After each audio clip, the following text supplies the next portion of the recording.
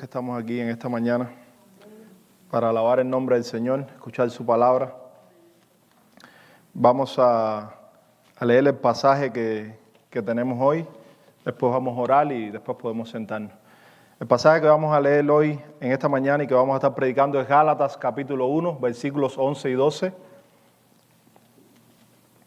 Gálatas 1, los versículos 11 y 12, dice así la palabra del Señor.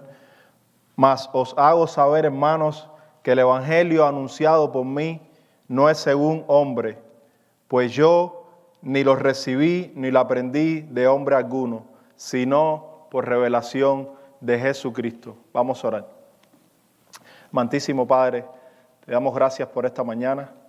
Gracias, Señor, porque nos despertamos con bien. Tus misericordias son nuevas cada mañana. Y gracias por estar aquí, Señor, reunidos en el nombre de tu Hijo, para alabarte, honrarte, bendecir tu nombre. Señor, para escuchar tu palabra, para, Señor, disfrutar de tu palabra, de la predicación del Evangelio. Señor, queremos estar más cerca de ti y más cerca de ti estar más cerca de Jesús, Señor, porque cuando estamos cerca de Jesús, estamos cerca de ti. Gracias, Señor, porque tú nos has salvado. Gracias porque nos has regalado a Cristo Jesús. Gracias por esta hermosa salvación, Señor. No tenemos cómo pagarte, pero tú eres un Dios que te agrada en salvar y te has agradado en salvarnos a todos nosotros. Señor, que tu palabra fluya en esta mañana, que podemos ver a Cristo una vez más, que aquellos que te conocen te sigan conociendo por medio de tu palabra y aquellos que pudieran estar aquí que no te conozcan, que puedan conocerte hoy por la predicación de tu palabra. Señor, que podamos salir de este lugar hoy henchidos y, Señor, que tu Espíritu sea quien hable a nuestras vidas.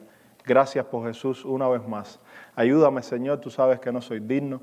Ayúdame a predicar tu palabra, Señor. Que no sea yo, Señor, sino Cristo. Que Él sea exaltado, Señor, y que yo mengüe. Gracias por Jesús y perdona nuestros muchos pecados, Señor. No los tengas en cuenta. Amén. Amén. Pueden sentarse, hermano. Seguimos en Gálatas, hermano. Hace un par de semanas atrás comenzamos a predicar Gálatas de manera expositiva. Estuvimos viendo primeramente versículos del 1 al 5 y después versículos del 6 al 10. En esta mañana vamos a seguir en esa misión. Vamos a ver los versículos 11 y 12.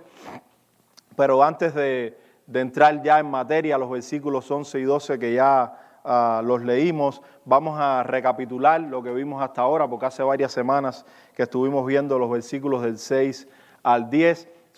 En Gálatas capítulo 1, versículos del 1 al 10, vimos lo siguiente. Vimos que Pablo es el autor de esta carta. Vimos que el apóstol Pablo, quien antes fuera llamado con su nombre griego, Saulo de Tarso, es el autor de esta carta. Pablo, quien fuera también el autor de 12 cartas más del Nuevo Testamento, en total 13 de las 27 que tenemos en el Nuevo Testamento. Pablo escribió casi la mitad del Nuevo Testamento. Sabemos que fue dirigida a una zona específica, a una región, a la región de Galacia, específicamente a la parte sur de la región de Galacia, y no fue escrita a una iglesia en específico, sino a varias iglesias, a todas las iglesias que se encontraban en aquella región. Y sabemos que Pablo había fundado aquellas iglesias con anterioridad. Estas iglesias habían sido fundadas por el apóstol Pablo, y sabemos que también, como se conoce esta carta, y lo dijimos también con anterioridad, que esta carta es conocida como la Carta Magna o la Carta de la Libertad Cristiana, la Carta Magna o de la Libertad Cristiana. ¿Y por qué es conocida así?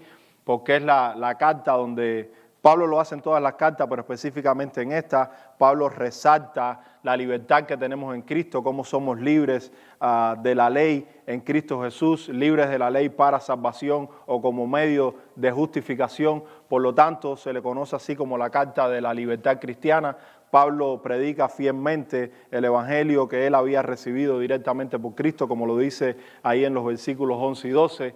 Y es la carta donde nosotros podemos ver de una manera excelsa cómo somos libres de la ley de Moisés para ser salvos y que el único medio o modo de salvación es creer en nuestro Señor Jesucristo. Nosotros también vimos al principio en las dos primeras predicaciones que un evangelio falso se había introducido. Y como Pablo dijera, no que hay otro evangelio, hay un solo evangelio, pero se había introducido un evangelio falso. Herejes habían introducido este falso evangelio, eran judaizantes, personas que eran judíos y que creían en todos los rituales y todas las cosas del Antiguo Testamento. Y muy importante, ellos no rechazaban a la persona de Cristo, sino que le añadían a la persona de Cristo. El error aquí era que el evangelio era Cristo más. Y nosotros sabemos que el evangelio es Cristo solo. Esta gente eran un peligro para la región de Galacia y para la predicación del evangelio puro de Cristo Jesús, porque habían introducido Cristo más.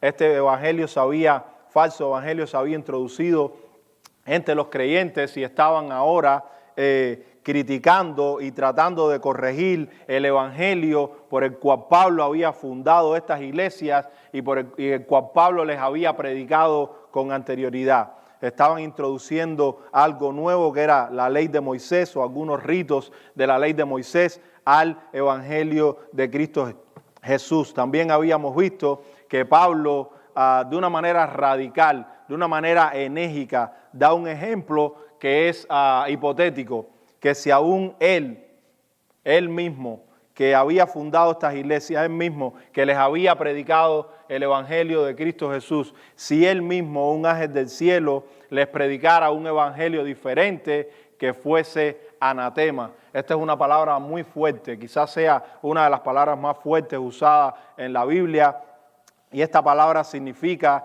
que sea maldición, que sea apartado, que sea echado fuera, listo para destrucción, listo para el infierno eterno. Pablo dice que si él mismo les predicara un evangelio diferente, o si lo hiciera hipotéticamente también un ángel del cielo, entonces que fuera anatema a esa persona que estaba predicando este evangelio diferente. Nosotros también vimos al principio en las primeras predicaciones que Pablo deja claro en el versículo 10 de Gálatas que él solamente agrada a Dios y no a los hombres, que su predicación y todo su ministerio es para agradar a Dios y no a los hombres, porque si él quisiera agradar a los hombres, él tenía recursos y cómo agradar a los hombres. Y más adelante, si el Señor lo permite, vamos a seguir viendo parte del testimonio de Pablo. Hoy vamos a estar viendo una porción también de Hechos capítulo 9, donde el Señor tiene ese encuentro con Pablo, el Señor Jesucristo tiene ese encuentro con Pablo, pero Pablo va a hablar un poquito de su vida y de su conversión y de quién es él más adelante, no lo vamos a ver hoy, pero Pablo, si él quisiera gloriarse en la carne, tuviera de qué gloriarse, pero sabemos que tanto nosotros como Pablo nos gloriamos en Dios y no nos gloriamos en los hombres, y no buscamos agradar a los hombres, sino buscamos agradar a Dios. Lo que Pablo está diciendo aquí en el versículo 10, antes de llegar al tema de hoy, Pablo está diciendo que si él fuera a agradar a los hombres, pues predicaba solamente con los gentiles y predicaba solamente una gracia que realmente desgracia. Pero Pablo predicaba una gracia que no solo salva, pero sino también que transforma vidas, y una gracia que no nos deja como nos encuentra cuando nos encuentra la gracia. Pero sabemos que Pablo, la gracia que predicaba era libre en Cristo Jesús, y después como resultado o como evidencia nosotros vemos transformaciones que el Señor hace evidentemente en nuestros corazones y que se evidencian en obras. O Pablo también podría decir, si me voy a ir para el bando de los judíos y me voy a volver un judaizante como Pedro lo estaba haciendo, que Pablo le llama la atención en el capítulo 2 de esta carta, entonces Pablo predicaría este evangelio que estuviese combinado o mezclado con obras de la ley para ser salvo. Pero Pablo dice que no, su evangelio es puro, su evangelio no tiene correcciones, su evangelio no puede ser rectificado, ¿Por qué el evangelio que predicaba Pablo no puede tener correcciones? ¿Por qué el evangelio que predicaba Pablo es puro? ¿Por qué no está contaminado? ¿Por qué nadie puede venir a decir, Pablo, está bien lo que tú estás diciendo, pero tenemos que agregarle esto o tenemos que mejorar esto aquí? Porque Pablo lo recibió directamente del Señor Jesucristo. Porque Pablo recibió este mensaje directamente del Señor Jesucristo, por lo tanto es un mensaje perfecto, es un mensaje que no tiene corrección y es un mensaje que no se puede cambiar y que no admite ninguna variación, cero variación. Lo que Pablo predicó con anterioridad, fundando esas iglesias, era el evangelio puro de Jesucristo y ellos lo habían desvirtuado, no lo estaban predicando de esa manera. El título que le he puesto al mensaje de hoy es el Evangelio, revelación divina. El Evangelio, revelación divina. Ya caminamos un poquito en recapitulación de los primeros 10 versículos. Llegamos al 11 entonces. La idea principal que quiero comunicar en esta mañana es la siguiente: que el Evangelio de Jesucristo no es una invención humana. El Evangelio de Jesucristo no es una invención humana, es un mensaje divino, revelado por Dios, que justifica al pecador por gracia a través de la fe, sin obras, y que transforma vidas y ofrece lo que ningún sistema humano puede ofrecer o dar: salvación eterna. El Evangelio de Cristo Jesús es este Evangelio que te salva por gracia, solo a través de la fe, solo en Cristo Jesús. No solo que nos salva, sino que también transforma nuestras vidas, las vuelca boca abajo o boca arriba, como queramos decirlo, y que ofrece lo que nadie ni nada puede ofrecernos. Ningún ser humano puede ofrecernos salvación eterna, ningún sistema religioso como el del Antiguo Testamento puede ofrecernos a nosotros vida eterna. La ley no nos puede ofrecer vida eterna, ningún sistema religioso tampoco puede ofrecernos vida eterna. La vida eterna está anclada solamente en Cristo Jesús y ya el creyente la tiene. El creyente ha recibido la vida eterna. No es que la va a tener en un futuro. Si usted ha creído en Cristo Jesús, usted tiene vida eterna. Cristo dijo que Él es el camino, la resurrección y la vida. Aquel que esté en Cristo está vivo y está vivo para siempre. Sí, nosotros vamos a experimentar la muerte física si es que el Señor no llega antes. Todo ser humano va a experimentar esa muerte física. Si el Señor llega antes, no la va a experimentar, pero nosotros que estamos sentados hoy aquí tenemos solamente dos opciones: experimentamos la muerte física y después seremos resucitados en Cristo, o si el Señor viene antes, pues nos iremos con el Señor y, como Pablo enseña, seremos transformados en un abrir y cerrar de ojos. Pero la segunda muerte nunca más la vamos a experimentar, o nunca la vamos a experimentar, porque ya Cristo murió en la cruz por nosotros, tomando todos nuestros pecados, fueron puestos sobre Él, pagó la deuda que teníamos para con Dios, y entonces ahora Cristo Jesús, después que resucitó para nuestra justificación, y esa segunda muerte nosotros no la experimentaremos jamás.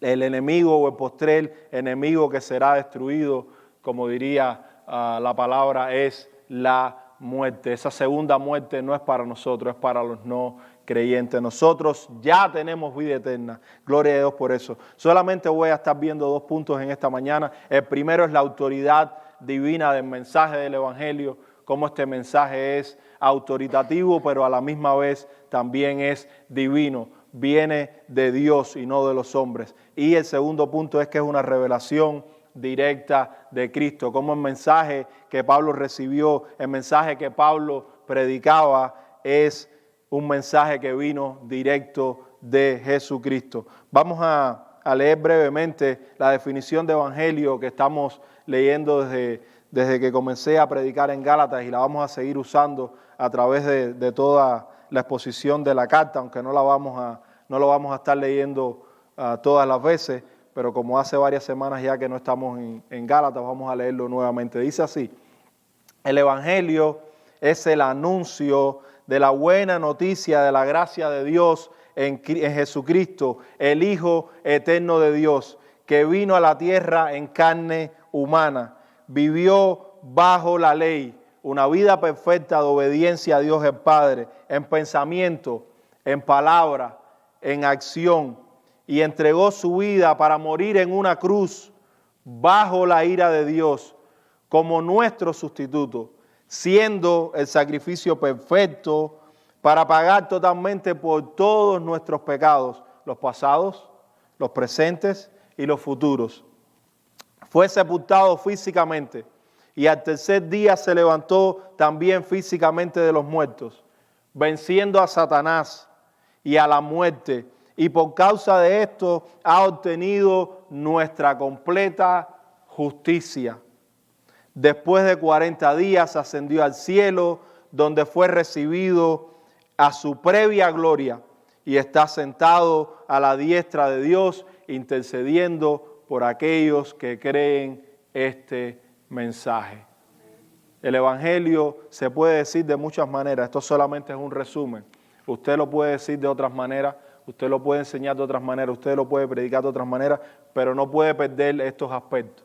No puede perder estas características, que Cristo es hombre, pero que también es Dios, que Cristo tomó carne humana, que vino en cuerpo humano, que se encarnó, que vivió perfectamente por nosotros bajo la ley, que murió también para perdonar nuestros pecados, murió bajo la ira de Dios, que Cristo Jesús fue sepultado, que resucitó al tercer día, que Cristo Jesús ascendió a los cielos, que está sentado a la diestra de Dios y que está intercediendo por nosotros, básicamente. Ahora, ¿por qué Pablo puede decir que este mensaje es autoritativo para entrar en el primer turno? La autoridad divina del mensaje del Evangelio. Pablo dice, voy a leer nuevamente en el versículo 11, mas os hago saber, hermanos, que el Evangelio anunciado por mí no es según hombre. Cuando Pablo en el versículo 10, Pablo termina diciendo que él no agrada a los hombres, sino que él agrada a Dios, que su predicación y su mensaje es para agradar a Dios y no a los hombres. Pablo explica el por qué, y el por qué es porque su mensaje es divino, porque su mensaje viene de los cielos, porque su mensaje vino directamente de Dios. Significa que la buena noticia de salvación por medio de Jesucristo no fue inventada por ningún hombre. Ningún hombre inventó el Evangelio. Ningún hombre inventó nuestro plan de salvación. A ningún hombre se le ocurriría esta idea tan maravillosa. A ninguno. El mensaje que predicaba Pablo y el mensaje que predicamos hoy es un mensaje divino y tiene autoridad. No solo es divino, sino que también tiene autoridad. Pablo diría en Romanos capítulo 1, comenzando en el versículo 16, también parte del 17, que el Evangelio es poder de Dios para salvación. El Evangelio tiene autoridad porque es poder de Dios para salvación, para salvar al pecador, para salvar a aquel que no puede salvarse a sí mismo. El Evangelio es predicado y personas son convertidas, almas vienen a los pies de Jesús. El Evangelio es autoritativo y el Evangelio es divino. No fue revelado por ningún hombre, sino fue revelado directamente por Dios. El Evangelio también es contracultural. ¿Qué queremos decir? Que el Evangelio es contracultural, que es contra cualquier cultura. El Evangelio no tiene nada que ver con las culturas de los hombres. El Evangelio trasciende cultura. El Evangelio va más allá de lo que cada cultura puede ofrecer al hombre, porque nada de lo que una cultura puede ofrecer al hombre, una religión puede ofrecer al hombre, le puede salvar. El Evangelio va más allá, y el Evangelio, como es divino y no es humano, es contra toda cultura. Nadie lo acepta, todos lo rechazan, todo hombre pecador rechaza el Evangelio. Nadie quiere a un Dios que muera en una cruz, a un Dios que muera avergonzado, a un Dios que muera apabullado. Nadie quiere a un Dios que no pueda levantarse de una cruz. Los seres humanos detestan este mensaje, el ser humano pecador detesta este mensaje. Porque ¿qué hace el Evangelio? Aplasta el orgullo humano. Aplasta el orgullo humano. El Evangelio no deja títeres con cabeza, porque el Evangelio te dice, tú no puedes hacerlo. Tú no puedes lograrlo. No puedes alcanzarlo. No puedes llegar al cielo. Tus obras no te van a salvar. Por muy bueno que creas que eres, no lo vas a poder lograr. El Evangelio aplasta, acaba, rechaza todo orgullo humano. El orgullo humano queda por el piso, porque todo entonces es la obra de Dios. ¿Y qué tiene que hacer el ser humano entonces? Recibirlo. Recibirlo. Se nos da de gracia, se nos da por fe, se nos regala. ¿Y qué hace Dios para que nosotros lo recibamos? Nos regala esa fe que necesitamos. Porque no la tenemos naturalmente en nosotros, porque no nace con nosotros. La fe no es intrínseca de nosotros. La fe se nos es regalada, Efesios capítulo 2. Es un don de Dios, no por obras para que nadie se gloríe. Dios nos regala la fe para que nosotros podamos creer el Evangelio.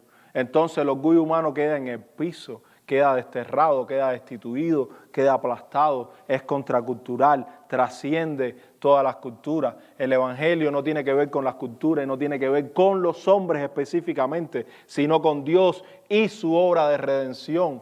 Es para los hombres, el Evangelio es para nosotros. El Evangelio es para nosotros, esta buena noticia es para nosotros. Cristo es para nosotros. Pero no se trata de nosotros, sino se trata de Cristo Jesús.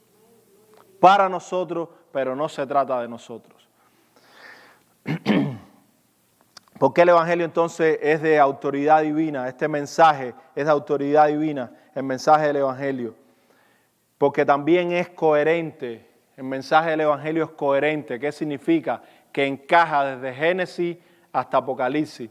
Si usted lee desde Génesis hasta Apocalipsis, usted va a ver la predicación y la exhortación y la anunciación del mensaje de Dios en porciones. El Evangelio es una revelación. Se fue revelando, Cristo se fue revelando poco a poco a través de las páginas del Antiguo Testamento, por porciones, en pedacitos, se le iba dando cucharada a cucharada, como le damos alimento a los niños. Pero la promesa de la simiente estaba ahí, la promesa del Evangelio estaba ahí, la promesa de que el Mesías vendría a salvar a los hombres estaba ahí. Eso es coherente desde Génesis hasta Apocalipsis. Usted no va a encontrar un mensaje distinto. Usted va a encontrar desde Génesis hasta Apocalipsis que toda la Biblia se trata de Cristo y que trata de la obra de salvación en Cristo Jesús, de la obra de la redención. Usamos la Biblia para muchas cosas y la vemos desde muchos ángulos, pero si no vemos la Biblia desde el ángulo de Cristo Jesús y su mensaje de redención, su obra redentora, desde Génesis hasta Apocalipsis, estamos mal usando la Biblia. Estamos mal usando la Biblia porque todo el objetivo y toda la centralidad y todo lo que trata la Biblia de Génesis hasta Apocalipsis en su núcleo es de una persona. No es ninguno de los profetas. Es de Cristo Jesús. Desde Génesis hasta Apocalipsis. Él es el principio y Él es el fin. Él es el alfa y el omega. Y el mensaje central de la Biblia tiene que ver con Cristo y este crucificado, desde Génesis hasta Apocalipsis. Por lo tanto, la Biblia es coherente, su mensaje es coherente, su mensaje es divino, no fue creado por ningún ser humano. Dice Pablo en Romanos capítulo 1, voy a leer versículos del 1 al 5 de Romanos capítulo 1. Pablo, siervo de Jesucristo, llamado a ser apóstol, apartado para el evangelio de Dios, que él había prometido antes por sus profetas en las santas escrituras. El evangelio no fue algo que solamente Cristo se lo dio a Pablo y ya. No, el evangelio se le fue dado a todos los apóstoles en el Nuevo Testamento, pero con anterioridad este evangelio había sido anunciado por los profetas, había sido anunciado desde el principio en porciones, de formas pequeñas, en una revelación progresiva, porque la revelación de Dios ha sido progresiva, pero ahora en la persona de Cristo tenemos ya la palabra final. ha sido completada. Por eso el escritor de Hebreos nos dijera en el capítulo 1 de los Hebreos que en otros tiempos, de otra forma y de otras maneras, Dios, estoy parafraseando, le habló a los padres, pero que ahora en los postreros días nos ha hablado por su Hijo. En la persona de Cristo, la palabra de Dios es final y completa. Cristo Jesús es el cumplimiento. Todo el Antiguo Testamento estaba develando poco a poco el Evangelio, la promesa, la simiente, la semilla. Los profetas muchas veces, nos dice Pedro, vamos a leer quizás ese pasaje más adelante, que los profetas muchas veces no entendían de lo que estaban predicando, porque el mensaje no solamente era para ellos, sino también para nosotros. Y la revelación de Dios ha sido progresiva hasta la persona de Cristo. Y después Cristo Jesús le reveló no solo a Pablo, sino a todos los apóstoles el Evangelio. Pablo habla sobre eso en Efesios, lo voy a leer más adelante. Sigue diciendo en Romanos capítulo 1, ahora a partir del versículo 3, que este es acerca de su Hijo. Dice el Evangelio antes prometido por sus profetas en las Santas Escrituras. El 3 dice, acerca de su Hijo.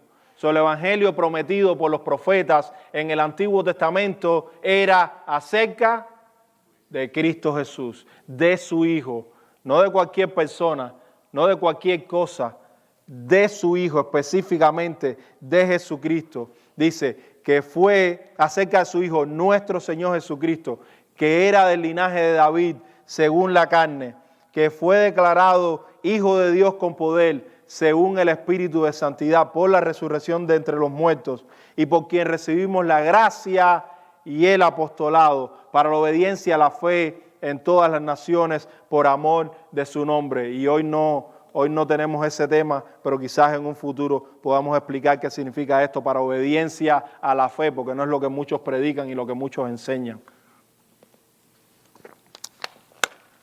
La fe nos da obediencia, eso es otro tema. El Evangelio había sido anunciado, había sido proclamado de una forma en revelaciones progresivas a través del Antiguo Testamento. ¿Cómo lo vemos? Por ejemplo, lo vemos en Génesis 3:15. El Señor, ¿qué hace? El Señor dice que va a traer una simiente, ¿verdad?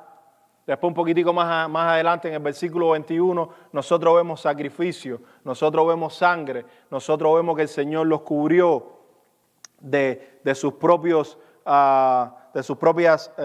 ropas que se habían hecho.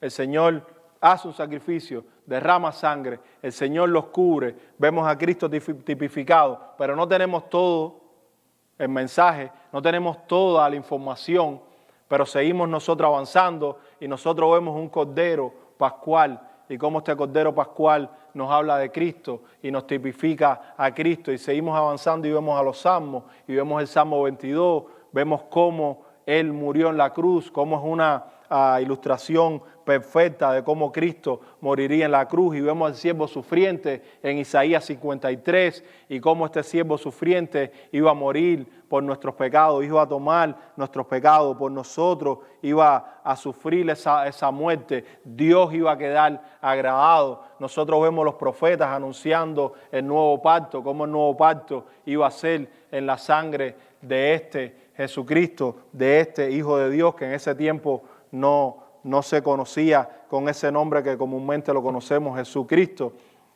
pero era el Hijo de Dios, era el Mesías, era el prometido, era el intercesor, era aquella simiente que Dios iba a enviar para derrotar a Satanás, para escachar la cabeza de la serpiente, prometido en Génesis 3:15, cuando el Señor promete salvación y cuando el Señor promete que Él iba a llevar a cabo esta obra de destronar y acabar con Satanás. Nosotros vemos esa revelación poco a poco, de manera progresiva. Ahorita vamos a ver unos ejemplos del Antiguo Testamento, cómo esto sucede, cómo el Señor habla por boca de sus profetas, y en el Nuevo Testamento cómo habla también por boca de los apóstoles, y cómo la palabra de Dios es predicada y cómo el Señor pone palabras en su boca. Nosotros también sabemos que el mensaje es autoritativo y que el mensaje es divino, porque es un mensaje que no engrandece al hombre. Este mensaje no engrandece al hombre, este mensaje engrandece a Dios. A nadie le gusta decir, oh, yo no soy bueno. Pero el Evangelio nos dice que no somos buenos. Pero la palabra de Dios nos enseña que no somos buenos. A muchos nos gusta decir, oh, pero yo soy mejor que mi vecino. O soy mejor que aquel que vi en las noticias. Pero ¿con quién es la comparación? ¿Con el vecino? La comparación hay que hacerla con Cristo Jesús. Porque hay que ser santo, santo, santo, como Dios. Pero solo hubo uno santo, santo, santo, que es Cristo Jesús. Nuestra comparación no es con el vecino. Nuestra comparación no es con el hermano que tenemos al lado. Nuestra comparación no es con aquel hermano que nosotros vemos pecando. Oh, wow, yo estoy mejor que él. Nuestra comparación es tomar seriamente la ley de Dios en nuestras manos, leerla sinceramente, compararnos con la ley de Dios que nos habla del carácter de Dios y llegar a la conclusión y decir, sí somos malos, merecemos infierno, merecemos condenación. Si somos sinceros, nuestra comparación debe ser tomar la ley de Dios en nuestras manos y ver la condenación en la ley. La ley no salva a nadie. La ley condena. ¿Por qué? La ley es santa, la ley es justa, la ley es buena. La ley nos habla del carácter de Dios, la ley nos habla de Dios, la ley nos habla de quién es Dios. No hay nada malo en la ley, lo malo está en nosotros. Pero cuando la miramos sinceramente tenemos que llegar a la conclusión, yo no estoy ahí, Señor. No estuve ahí ayer, no estoy ahí hoy y no estaré ahí mañana. Ayúdame, te necesito, ten misericordia de mí, el pecador. Eso es lo que tiene que hacer un alma. Ten misericordia de mí, oh Dios, porque soy un pecador. No miramos la ley para validarnos. Nadie puede validarse en la ley. He leído la Biblia de adelante para atrás y de atrás para adelante y de todas formas y solamente he encontrado un hombre que cumplió la ley. No he encontrado a Dios, a dos. Uno solo. Un hombre que es Dios. Que es un hombre, pero también es Dios. No he encontrado otro hombre. Y la Biblia muchas veces a algunos le llama justos y a algunos le llama perfectos delante de Dios. Pero esa justicia y esa perfección es alcanzada en Cristo. Oh, Lot era un hombre justo. Oh, José era un hombre justo. Oh, Job era un hombre justo. Pero si vemos esa justicia y esa perfección separada de Cristo, estamos leyendo la Biblia mal. Porque en ninguno de los antiguos hay perfección en sí mismo. En ninguno de los antiguos hay justicia en sí mismo. Toda justicia y toda perfección es porque Dios los ha visto a través de su Hijo. No hay perfección ni justicia perfecta en ningún hombre, aparte de Jesucristo. Hay un solo hombre que ha podido decir, ¿quién me redarguye de pecado? ¿Quién me puede señalar uno? Nadie pudo decir nada. Nadie pudo decir nada. Ni siquiera sus hermanos que se criaron con él. Santiago, los otros. Nadie pudo decir nada. No tenía pecado, nunca tuvo pecado. Nunca salió nada malo de su boca. En su mente y en su corazón nunca hubo pensamientos malos. Su mente y su corazón siempre estaban enfocadas en su Padre. Siempre hizo la voluntad de su Padre. Siempre hizo lo que a Dios le agrada.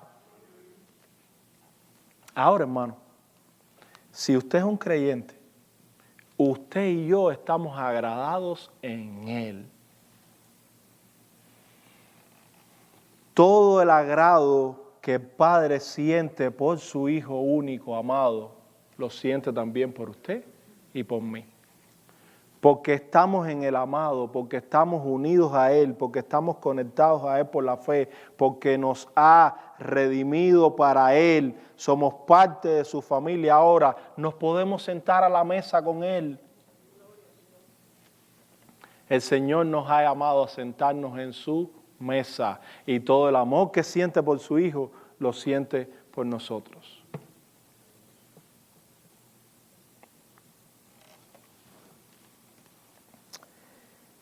Nadie inventaría una historia donde el Salvador muere en una cruz, hermano. Un humano no haría eso. El Salvador muere en una cruz, luciendo débil, luciendo como que no tiene poder. Allí aquellos que lo escarneaban diciendo, bájate de esa cruz, salvabas a otros, sálvate a ti mismo. Es que la salvación estaba anclada ahí en esa cruz. De eso dependía su ministerio, de eso dependía la salvación, de que Él estuviera ahí anclado, que luciera como que no tenía poder, teniendo todo el poder del mundo, que luciera como que no podía bajarse de esa cruz, pudiendo bajarse en un segundo, pudiendo exterminar a todos los que estaban allí, pudiendo acabar con todos, prefirió morir en una cruz, porque su muerte, hermano, es nuestra muerte. Porque Él no estaba muriendo por Él, sino estaba muriendo por nosotros.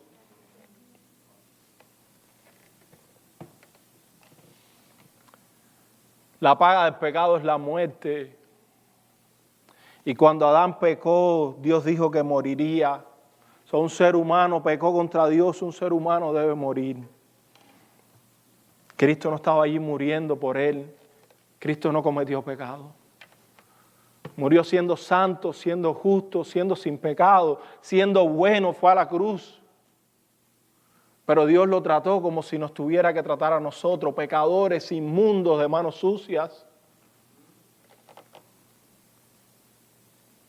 De labios que solamente profanan el nombre de Dios. Cuando no profanamos el nombre de Dios es por el Espíritu de Dios. Cristo estaba muriendo esa muerte porque es nuestra muerte.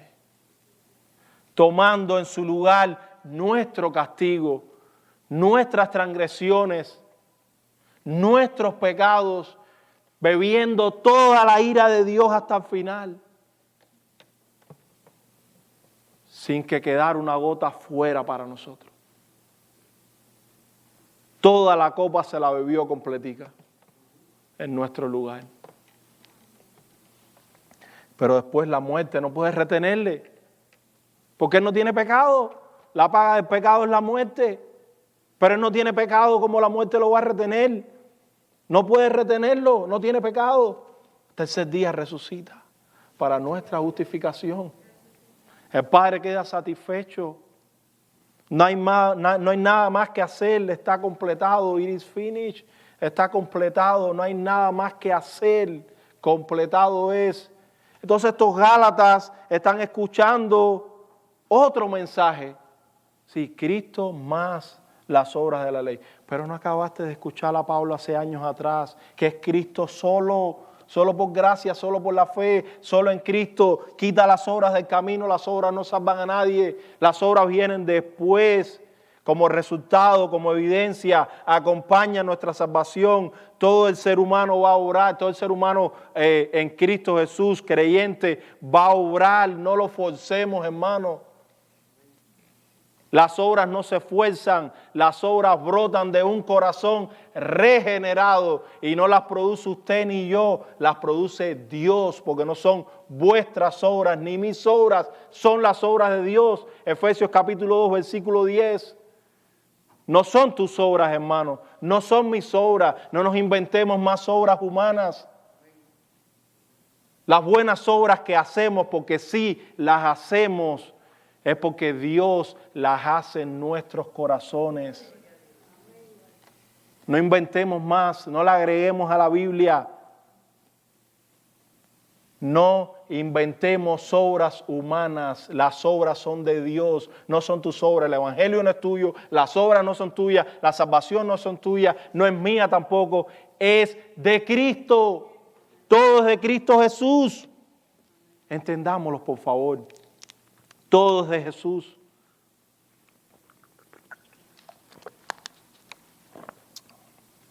Hay una coherencia profética en todo el Antiguo Testamento. Vamos a leer algunos pasajes para ir adentrándonos en el punto 2. Ya veo que el tiempo se me va a acabar, que es que es una revelación directa de Cristo, pero vamos a ver solo unos pasajes del Antiguo Testamento y otros del Nuevo Testamento para nosotros ver cómo Dios en otros tiempos le habló a los profetas. Dice en Éxodo capítulo 4, versículo 12, el Señor hablándole a Moisés dice, ahora pues ve y yo estaré con tu boca y te enseñaré lo que hayas de hablar. El Señor ponía en los profetas lo que debían decir. El Señor ponía en boca de ellos lo que debían decir. Lo que Pablo estaba diciendo no era nada nuevo. El Señor Jesucristo le había revelado el Evangelio directamente a él, en persona le reveló el Evangelio. Jeremías 1:9, y extendió Jehová su mano y tocó mi boca y me dijo Jehová, he aquí he puesto mis palabras en tu boca. El Señor escogió a Jeremías como profeta, de hecho lo escogió como escoge a todas las personas, desde antes de nacer, más para atrás, desde antes de la fundación del mundo, y le dijo que había puesto sus palabras en su boca. En Deuteronomio 18:18, aunque este pasaje se aplica a todos los profetas, específicamente es un pasaje que se aplica directamente a Jesús como el verdadero profeta. Profeta les levantaré de en medio de sus hermanos como tú, y pondré mis palabras en su boca, y él les hablará todo lo que yo mandare. Específicamente, Cristo Jesús es este profeta verdadero, el verdadero profeta, el profeta de los cielos, el profeta que no es como los demás profetas, no es como Moisés. Él es un mejor mediador, él es un mejor profeta, mejor que todos los profetas juntos. De hecho, los profetas hablaron su evangelio, los profetas hablaron su palabra, los profetas hablaron lo que él les dijo. La palabra es la palabra de Cristo. Cristo es el verbo divino. Cristo es el verbo de los cielos encarnado. Amós 3:7 dice, porque no habrá nada que Jehová el Señor, porque no hará nada Jehová el Señor sin que revele su secreto a sus siervos los profetas. El Señor les revelaba las cosas a los profetas en el Antiguo Testamento de manera progresiva. En el Nuevo Testamento encontramos en Mateo 10, del 19 al 20, Cristo hablando con sus apóstoles, no os preocupéis por cómo o qué hablaréis, porque en aquella hora os será dado lo que habéis de hablar. Cristo les reveló a ellos directamente lo que debían hablar. Segunda de Pedro 1:21, porque nunca la profecía fue traída por voluntad humana. El Evangelio no es por voluntad humana, el Evangelio es divino, sino que los santos hombres de Dios hablaron siendo inspirados por el Espíritu Santo. Y ahora, antes de continuar, voy a hacer una aclaración. El canon ya está cerrado. Dios no le habla directamente a alguien en el oído ahora. Oh, ve y dile esto a la iglesia de los Lagos. No hay revelación nueva, hermano. La revelación está ahí en esos 66 libros. Sí, Dios le habló a los profetas directamente. Sí, Dios le puso palabras en la boca a los profetas. Sí, Dios le habló a los apóstoles directamente, en persona, uno a uno. Esto es lo que debes decirle. Y cuando lo hables, eso es palabra de Dios. Vamos a escribirlo en la Biblia. Pero ahora enseñamos basado en la enseñanza de los apóstoles. El fundamento ya está puesto, que es Cristo Jesús. No hay nueva revelación. La revelación ya está cerrada. 66 libros, eso es lo que Dios nos ha dejado y predicamos basado en esos 66 libros. ¿A quién predicamos? A una persona, a Cristo Jesús. Pero no hay revelación nueva. Sí, hablamos entre nosotros, entre los hermanos, y como decimos muchas veces, le damos palabra al hermano de aliento y conversamos con el hermano. Pero esa palabra de aliento tiene que venir de aquí. Si es nueva, por lo menos no lo hable conmigo, hermano, no quiero saberlo. Porque si es nueva, es una herejía. Está aquí en los 66 libros de la Biblia, no hay palabra nueva. Las últimas palabras se las dijo Dios a los apóstoles. Cerrado el canon. Cerrado el canon. Se acabó. Cuando Juan escribió el último versículo que el pastor Vladimir predicó el domingo pasado, se cerró el canon. No hay más palabra de Dios revelada al hombre. Ya Dios reveló lo que iba a revelar y todo lo que necesitamos para nuestra salvación está ahí en esos 66 libros. No escucha a nadie que dice que tiene una revelación nueva. Es falso, falso, falso. Ahora, ¿cómo Pablo recibió este evangelio?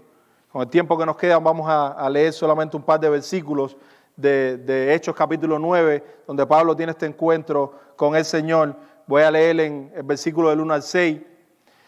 Dice: Saulo, respirando aún amenazas y muerte contra los discípulos del Señor, vino al sumo sacerdote y le pidió cartas para las sinagogas de Damasco, a fin de que si hallase algunos hombres o mujeres de este camino, los trajere presos a Jerusalén. Mas yendo por el camino, aconteció que al llegar cerca de Damasco, repentinamente le rodeó un resplandor de luz del cielo.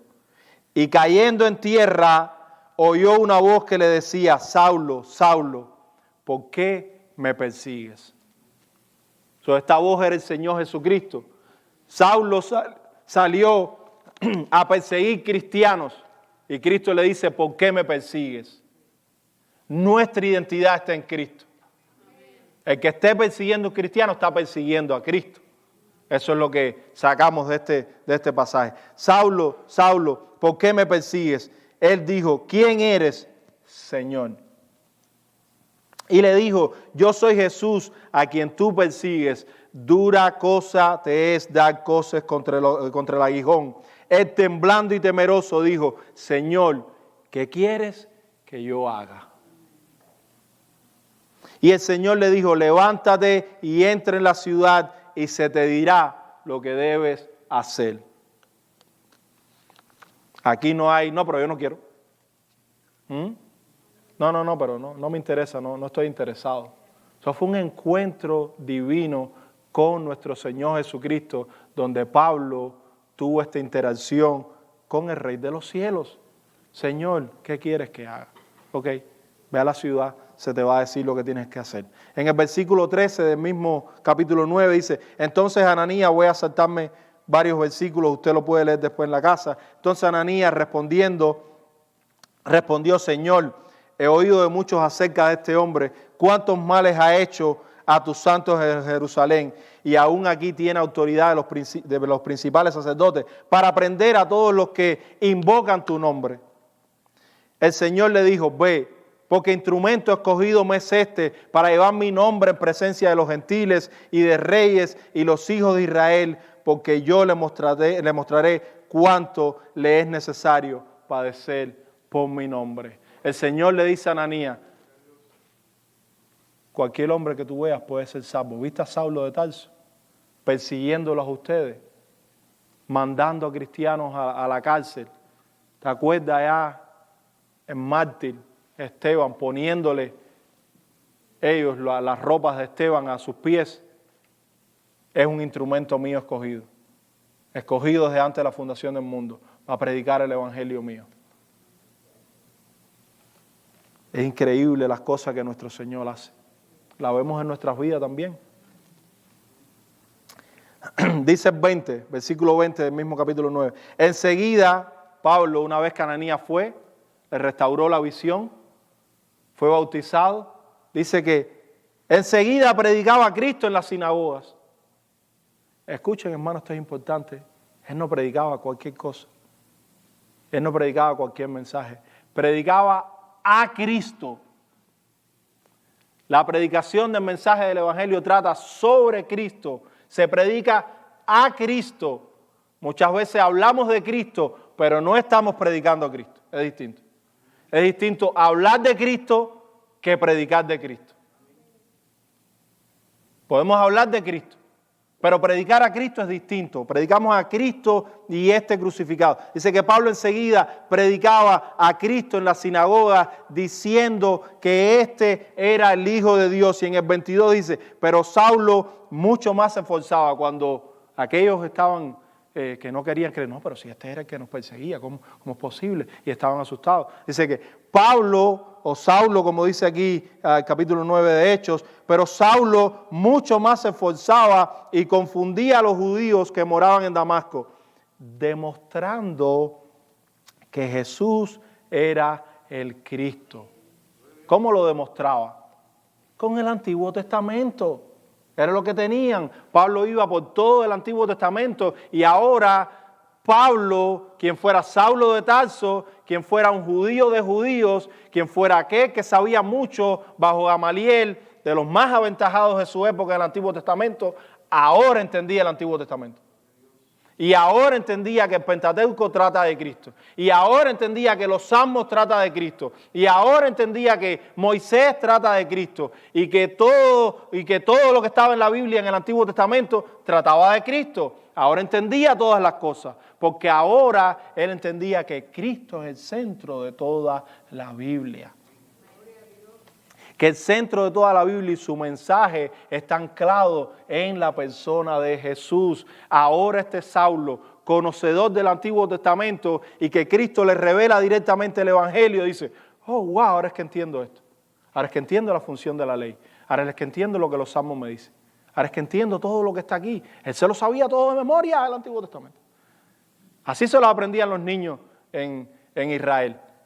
Se aprendía el Antiguo Testamento de memoria. ¿De qué te sirve, hermano, saberte la Biblia de memoria si no la entiendes? Si no la comprendes, si no ves a Cristo en ella, si no puedes ver el Evangelio de Cristo Jesús, si lo único que ves son tus obras. Y cómo tú agradarle a Dios a través de ti mismo y no a través de Cristo por la fe. Sé que Saulo se esforzaba más y que les demostraba a ellos que Cristo es el Hijo de Dios. Ya se me ha acabado el tiempo. Los voy a dejar con una aplicación práctica.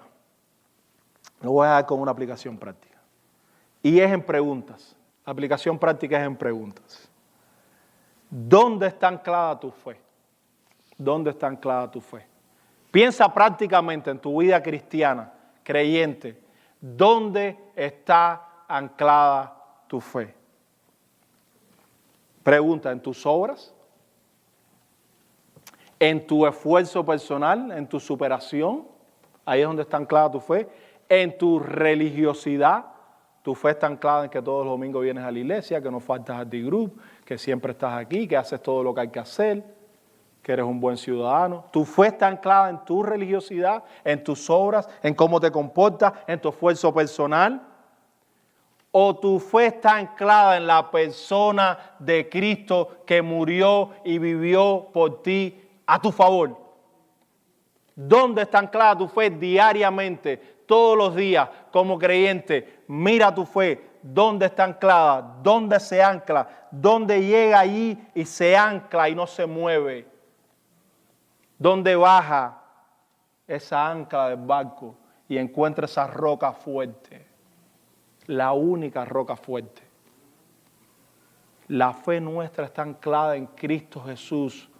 Diariamente, ¿cómo aplicamos este mensaje, cualquier mensaje cristiano? Diariamente morimos y vivimos en Cristo. Morimos a nosotros mismos, morimos a nuestras propias obras, morimos a nuestro viejo hombre y resucitamos, vivimos nuevamente en Cristo Jesús. La clave, la llave de cómo vivir la vida cristiana está en el Evangelio, porque el Evangelio no dice inténtalo. Escuchen, hermano, el Evangelio no dice aquí está, inténtalo, pon manos a la obra.